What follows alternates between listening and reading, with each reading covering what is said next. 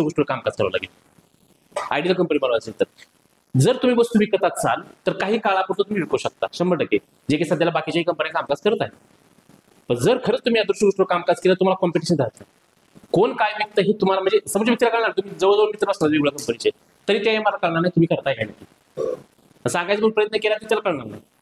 ती पण असं काय नसतं बाबा, जे की तुमचा आतापर्यंत आजच्या घडीच्या माणसात हाच माहिती आहे की हे विकू शकतं का, सगळ्यात मोठा तुमचा प्रॉब्लेम आहे लक्षात घ्या. आणि विकलं जातं. एक सिंपल उदाहरण तुम्हाला दिलं, ओके, की बाबा दिल. अजून बाकीची भरपूर काय गोष्टी आहेत त्या, कुणाची काय असेल तर बोला बरं का, मी एकटंच नको बडबड.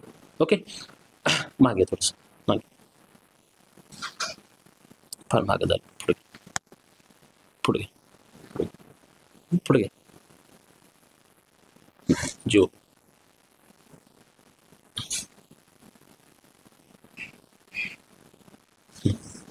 ओके.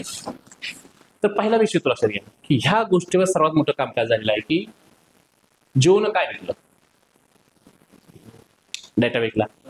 आधी काय विकलं लक्षात घ्या, फ्री दिलं, बरोबर का, सुरुवातीला फ्री दिलं. तिने कशावर काम केलं, पैशावर काम केलं, तुमचा पैसा वाचवला, मान्य, लक्षात घ्या. पैसा वाचवला तुम्ही त्याला जॉईन झालात ना, बरोबर का. तिने काय केला, पहिला कस्टमर बिल केला. एक आता करंट उदाहरण घ्या, स्विगी, झोमॅटो काय करते सुरुवातीला दाखवलं गेलं की झोमॅटो, तुम्ही कधी युट्यूब किंवा बाकीच्या गोष्टी सर्च करत असेल बघा की बाबा झोमॅटोला काय म्हणला की मी ह्या वर्षामध्ये 1000 करोड लॉसमध्ये, 500 करोड लॉसमध्ये, कुठं कुठे ऐकलं असेल तुम्ही. त्याने काय केलं, पहिला कस्टमर बिल केला. तुम्ही काय म्हणला, अरे 40 रुपयाच्या पिझ्झासाठी ह्याला पेट्रोल किती केलं असेल, मागवलं असेल ना ऑनलाईन काहीतरी, बरोबर ना. तर ते मला ह्याला परवडतच नाही, कस्टमर बिल झाला त्या ठिकाणी.